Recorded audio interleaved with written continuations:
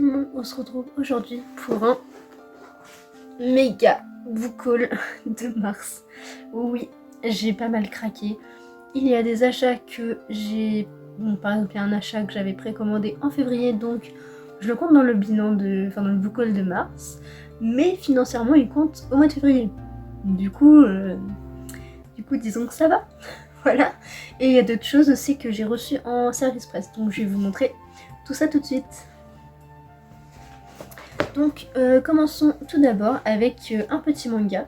Donc il s'agit de Mission Yosakura Family. Donc je l'ai déjà lu. Voilà. Et en fait j'avais vu un petit flyer quand j'ai acheté Assassination Classroom le mois dernier je crois. Et donc du coup lui sortait mois de mars, je sais plus exactement la date, c'était début du mois de mars. Du coup je me suis dit bon, ça a l'air trop bien, donc je vais tenter. Donc Mission Yosakura Family est édité chez Kana. Donc il s'agit de l'histoire de Mutsumi Yosakura, hein, comme il dit dans le nom, voilà. Et elle a un meilleur ami d'enfance, donc c'est ce jeune homme qui s'appelle Taiyo Asano. Je triche un petit peu mais je me souviens plus trop des noms. Et en fait, cette jeune fille va être une personne très très importante dans sa famille. Sa famille est une famille d'espions. Et en fait, dans chaque famille Yosakura, donc dans la descendance, il y a une jeune fille qui n'a pas de talent particulier pour l'espionnage, mais qui est la seule à pouvoir porter des enfants et qui va donner donc les futures générations, quoi. Et en fait, cette jeune fille a failli mourir une fois, et dont son grand frère, donc qu'on voit juste ici, a été bouleversé en fait par ce qui s'est passé et est devenu énormément protecteur avec Mutsumi. Et du coup, on va suivre tout ce qui va se passer et on va découvrir aussi un peu l'intégration de Tayao, donc le personnage principal, le meilleur ami de Mutsumi, qui va s'intégrer dans cette famille. Donc voilà, je vous en dis pas plus. Mais en tout cas, sachez que j'ai beaucoup trop aimé et que j'ai hâte de connaître la suite, puisque c'est un tome 1. Donc voilà.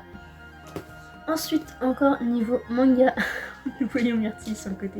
Donc niveau manga, j'ai aussi acheté le tome 1 et 2 de Orange. Donc il s'agit, que je me trompe pas, c'est l'histoire de Nao qui a grandi et en fait elle va recevoir une lettre d'elle-même en fait, mais 10 ans plus tard. Du coup, Nao en fait va se rendre compte qu'elle est rongée de remords et elle va vouloir régler tout ça. Pourquoi elle a autant de remords, qu'est-ce qui s'est passé, etc.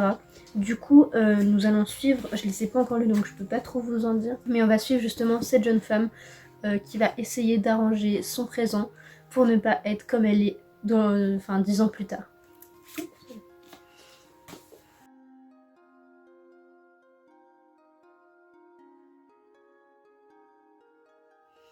Donc du coup voilà, je suis vraiment trop contente de vous annoncer que j'ai enfin reçu mon premier service presse.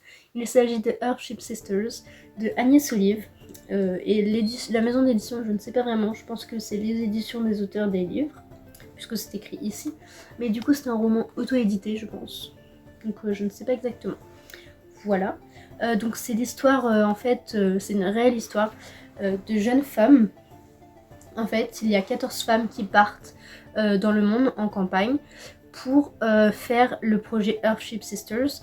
Et le principe est qu'elles doivent... elles ont un projet et en fait elles doivent le réaliser.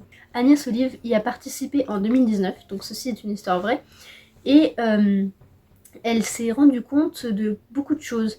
Et du coup elle s'est dit, et si j'imaginais le même projet, mais en 2109. Du coup, à travers cette histoire, on a vu le futur comme elle le pense et qu'elle aimerait le voir. Pour certaines choses, hein, pas pour tout, parce qu'il y a quand même, comme un peu actuellement, là dans le futur, il y aurait les futurs et les natures. En fait, c'est deux sortes de populations. Donc les natures, c'est ceux qui vivent, vous voyez un peu dans Divergente, ceux qui sont altruistes, je crois, les altruistes. Ceux qui vivent dans la nature, qui se regardent pas dans le miroir et tout, je sais plus, je crois que c'est les altruistes. Et bien en fait, ça m'a vraiment fait penser à ça. Pour moi, les natures, c'est les altruistes de Divergente. Et à côté de ça, il y a les futuristes et les futurs, enfin ceux qui sont de la population future, sont pour le cybernétique, pour tout ça. Et en final, on va suivre un peu ces deux points de vue. et on va comprendre beaucoup de choses et en fait on se rend compte que notre société elle va pas vraiment. Donc voilà, je vous conseille vraiment ce bouquin, ça fait un petit rappel en fait je trouve et j'aime beaucoup ce principe là. Donc vraiment n'hésitez pas, c'est un très beau livre, par contre il est super court, il fait même pas 100 pages je crois, c'est ça, ouais 63 pages, donc il est vraiment tout petit, mais j'ai beaucoup aimé. Donc voilà, je vous en reparlerai je pense en point lecture. Ensuite j'ai reçu un deuxième service presse, donc il s'agit de Le Roi des Glaces, le tome 1, Les Origines de Uraki Takahiro. Donc c'est donc aussi un service presse comme je vous l'ai dit. Donc dans cette histoire nous allons suivre le dieu Célestin qui va geler en fait toute la terre et il va chercher un dieu encore plus fort, le dieu qui pourra geler toute la terre et l'anéantir.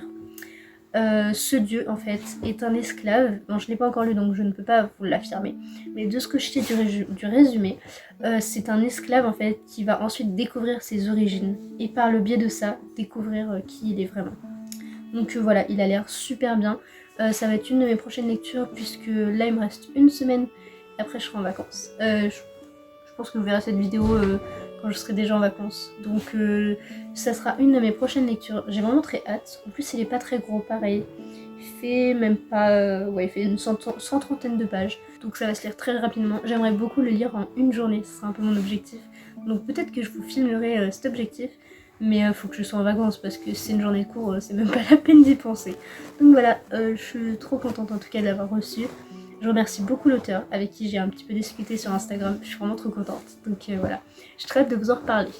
Ensuite, toujours côté service presse, j'ai reçu de la part de l'auteur toujours Iris, Quand tombent les lucioles, donc c'est de D.L. Hannibal. Donc je suis vraiment trop contente. Pareil, hein, tous ces auteurs sont vraiment trop gentils. Vraiment j'adore discuter avec eux.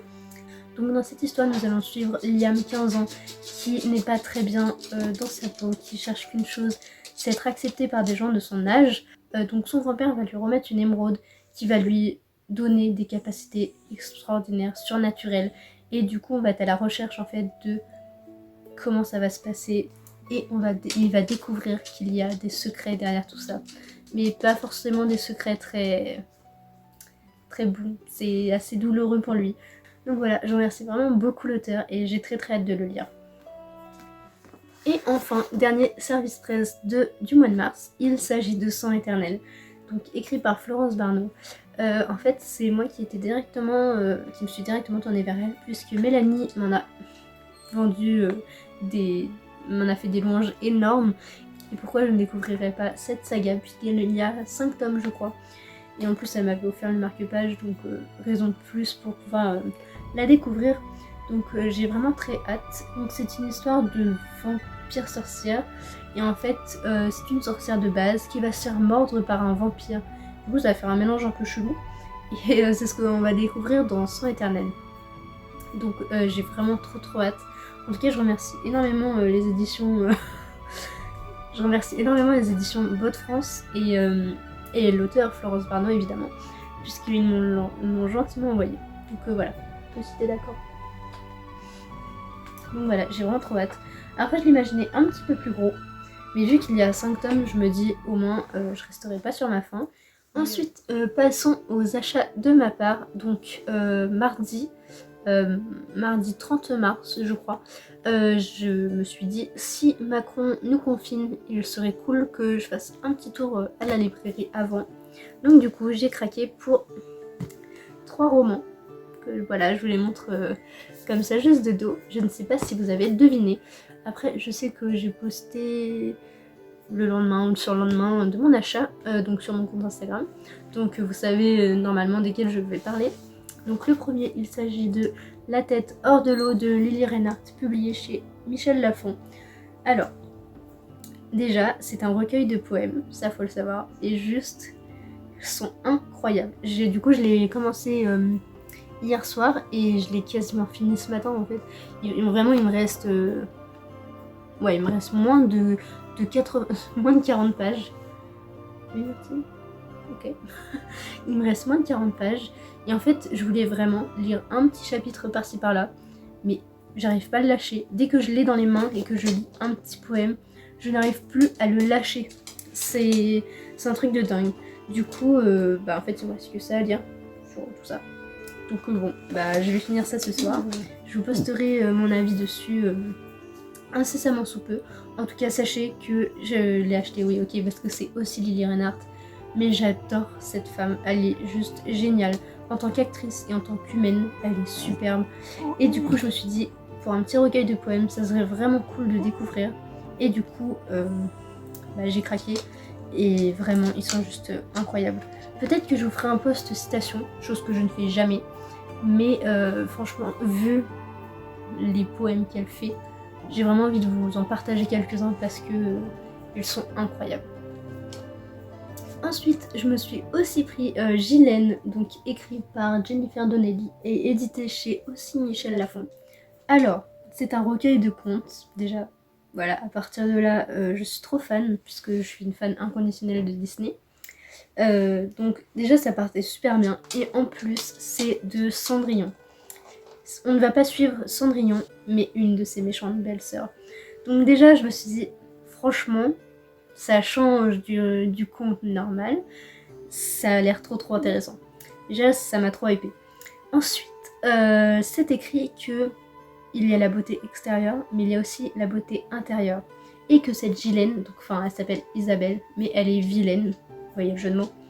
Donc Isabelle est vilaine et elle est aussi assez laide. Et du coup, dans cette histoire, on va suivre justement cette jeune femme qui va tout donner. Elle va se battre et prouver qu'elle est forte et qu'elle peut se prouver à elle-même, au prince, à sa mère aussi, que...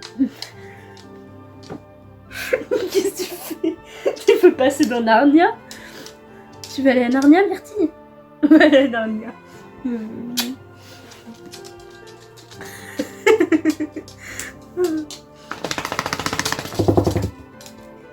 Et en fait, dans ce conte, dans cette réécriture de conte, on va voir non pas l'héroïne que nous connaissons, du coup Cendrillon, nous allons suivre sa belle-sœur et en fait on va voir que même les méchants sont aussi des héros au fond et qu'il n'y a pas que de la méchanceté en eux et qu'il peut y avoir un potentiel derrière. Donc je ne l'ai toujours pas lu non plus, puisque je l'ai acheté mardi, donc je ne l'ai pas lu non plus. Et vraiment, il me tente de ouf. Et je voudrais vous dire la dernière phrase qui est écrite, la beauté n'est pas toujours belle à voir. Rien que ça déjà, ça m'a comblée. Je me suis dit, c'est parfait, il faut que je le prenne. Puis cette couverture, elle est juste incroyable.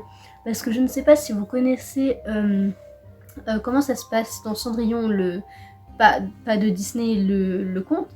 En fait, une des belles-sœurs va devoir se couper le talon. Et ça, c'est dans les contes Anderson, Grimm, tous ces contes-là, en fait, peu importe qui l'a écrit.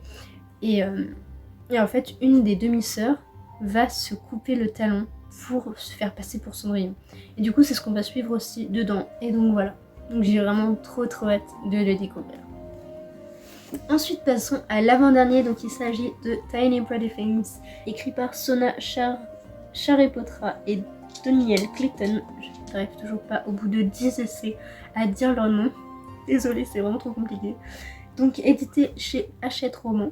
Donc vraiment, que dire, puisqu'il y a la série Netflix qui est sortie cette année, je me suis dit bon, vu que je vais lire le livre avant, autant tenter maintenant. Si on est confiné comme ça, au moins je l'avais et je pouvais enchaîner le livre et ensuite la série, donc j'étais vraiment trop contente.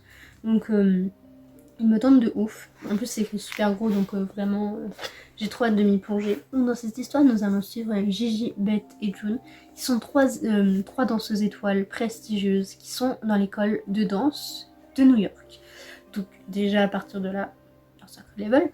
Et en fait, une d'entre elles, donc je ne sais pas laquelle, va tout faire pour être au top du top et ne jamais en descendre.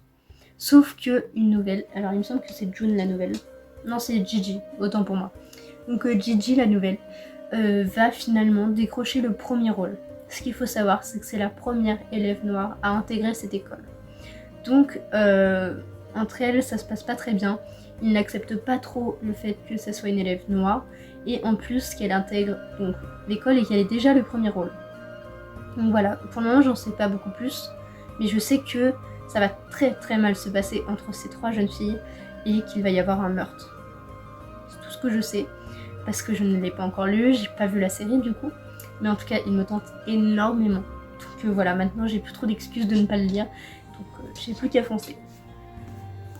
Et enfin, dernier roman, il s'agit de Les Saisons de la Tempête. T'es trop belle. Donc il s'agit de Les Saisons de la Tempête, donc de El Casimano, édité chez Deux Saxus. On peut voir là les petits papiers pour la lecture commune donc, que j'organise et qui a débuté le 5 avril, puisque du coup vous verrez cette vidéo quasiment au milieu de lecture commune. Mais voilà, en tout cas je suis trop contente, je l'attendais comme le messie, mais vraiment il est juste magnifique. Parce que je voulais absolument le hardback parce que il est illustré à l'intérieur. Et en plus, ils ont fait une campagne de précommande et du coup normalement je vais recevoir les goodies, du coup je suis trop contente, voilà. Clairement. Donc dans cette histoire nous allons suivre en fait les saisons. Donc l'hiver tue le printemps tue l'été et l'été tue l'automne tue l'hiver, etc. Et en fait c'est le passage à la nouvelle saison. Donc c'est comme ça que fonctionnent les saisons. Donc on va suivre Jack et Fleur. Donc Jack est la saison de l'hiver, c'est l'incarnation de l'hiver, et Fleur l'incarnation de printemps. Et en fait ils vont tomber amoureux. Sauf que vu que l'un doit tuer l'autre, comment vont-ils réussir à pouvoir vivre ensemble, s'aimer et ne pas devoir se tuer, parce que c'est horrible. Et donc du coup on va suivre tout ça dans cette histoire. Je tiens à le préciser encore une fois, parce que je l'ai déjà dit dans mon vlog, que vous avez déjà vu je pense. Au tout début il y a un avertissement, comme quoi il y aurait de la violence, de la torture, un langage assez grossier, des descriptions explicites de blessures, de l'automutilation et du suicide. Donc c'est pas non plus un roman pour tout le monde je pense, c'est vraiment pour du young adulte, voire adulte, puisque c'est quand même assez violent. Je l'ai pas encore lu donc je peux pas trop vous le dire, mais c'est assez violent, donc vraiment faites attention à qui le lit, à qui vous l'offrez, ou même si vous l'achetez et que vous n'avez pas l'âge, faites attention quand même. Il y a aussi écrit qu'il peut y avoir une ressemblance avec des personnages, des lieux, une organisation ou événements déjà existés ou ayant existé, et qui sont en fait, c'est juste pas fait exprès, c'est pas le but. Donc voilà, je préfère vous prévenir, au moins vous le savez, il n'y a pas de... je vous cache rien, parce que faut pas non plus que tout le monde lise ce genre de choses. Donc voilà, c'était le livre que j'attendais comme le Messie, le Saint Graal. Voilà, je l'ai enfin, il est juste magnifique. Regardez-moi ça, il est tout en relief et tout. Oh, j'adore. Voilà, c'est juste un bijou, il est magnifique. Je ne fais que le regarder depuis le 25 mars, depuis que je l'ai reçu en fait, depuis que j'ai pu l'ouvrir, le 29 je crois. Depuis que j'ai pu l'ouvrir, je le regarde, je le tiens, je fais des câlins, des bisous, tout. Vraiment, il est juste incroyable. Voilà, j'ai trop hâte de le lire avec vous et je suis trop contente d'avoir organisé ça. Sur ce, je vous souhaite une très belle journée, je vous remercie d'avoir regardé cette vidéo, j'espère que ça vous aura plu. N'hésitez pas à mettre un petit pouce, de vous abonner et de mettre la petite cloche, ça fait toujours plaisir et on se dit à bientôt pour une prochaine vidéo. Bye!